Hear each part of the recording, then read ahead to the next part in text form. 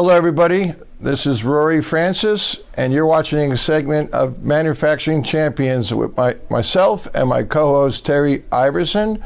And Terry's brought a guest we're going to get into in a second here. One of the things I always talk about on my show is that to move the ball forward with manufacturing, we need to get, and I say the trifecta, academia, the actual manufacturers or end users, and government. So Terry, I believe your guest covers a couple of those areas today, and I'm going to turn it over to you and let you introduce your guest.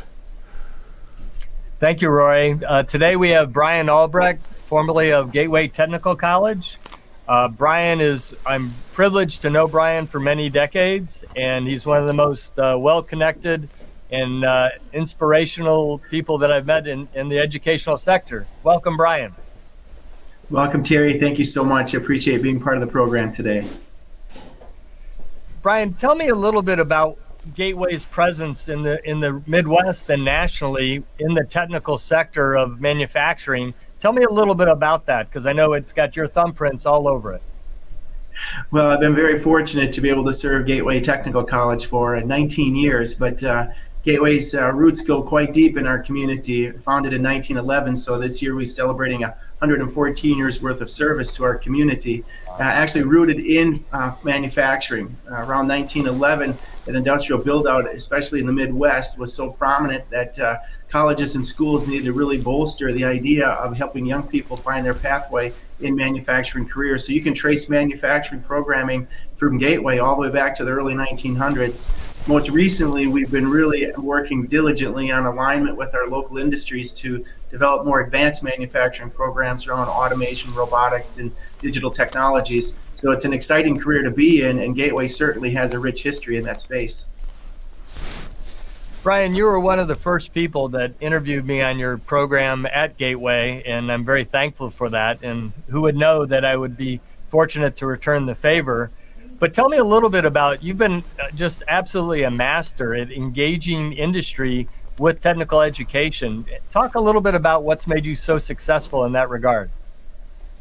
Well, I've always felt that we've been part of the same equation, right? Education and industry. We just needed to find the solutions on how we could work closer together.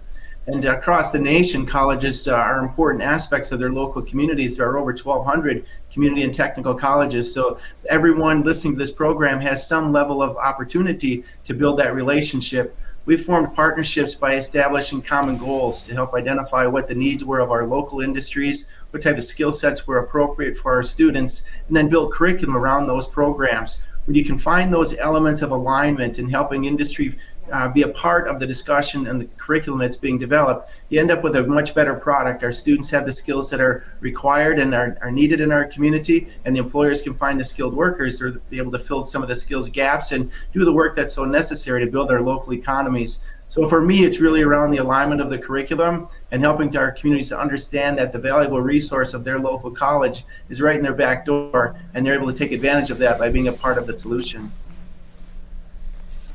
One of the things that I'd like to expand even further is, do a little bit of name dropping. Some of the organizations that you've been, they've been privileged to have you and you've been privileged to serve. I know that there's organizations like Skills USA, NIMS, all sorts of different association of community colleges.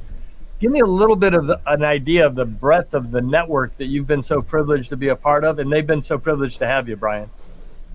Well, I'm so glad you brought that up, Terry. And they're all critical. They help build that foundation, as I mentioned earlier. Organizations like the American Association of Community Colleges, which really helps to build that framework for colleges across the nation and helps to build alliances between colleges and helps regions and communities grow. But there are others as well. I look at the National Coalition of Certification Centers, in which we work closely with, to help develop industry pathways and apply certification credentials for students so that their academic curriculum is aligned with the industry expectations and can be verified. And so the Manufacturing Skills Standards Council and NIMS and some of those that you mentioned in the manufacturing space really help to provide us the guidance and the tools necessary to make sure that our graduates are getting the right types of curriculum experience and able to validate those skills against the industry partners that we have in place. I've been fortunate to work with the American Association of Community Colleges, the Association for Career and Technical Education, the National Manufacturers Association, and the list goes on. Each of them play a vital role in helping us shape the curriculum and the experiences that we're providing for our students.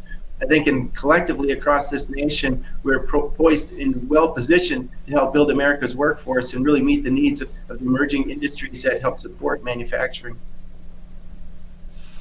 Bryan, one of the questions that I want to, I talk in my writing and in my interviews, I talk about Wisconsin being a role model from a national basis, and you're an example of that. But what is it about Wisconsin that shows to lead the way so well?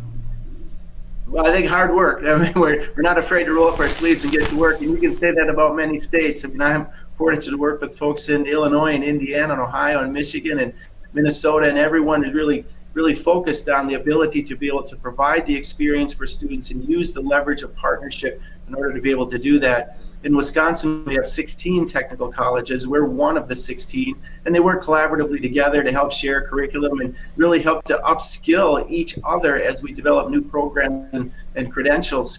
I know it's important to be able to have a unique identity within the college, but when you have a good program and a good partnership, it's much better to share those so that everyone can elevate and raise the boat and help all students across our state and across the nation achieve the skills that are necessary to be competitive in the job market and really be able to provide for themselves and their families with good economic conditions and good jobs.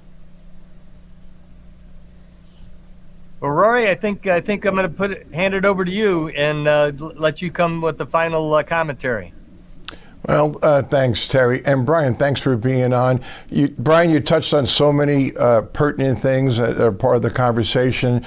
And anytime I hear about Gateway College, they're always at the forefront. And I think what you guys are doing out there, great. So I really just want to say thank you for what you do.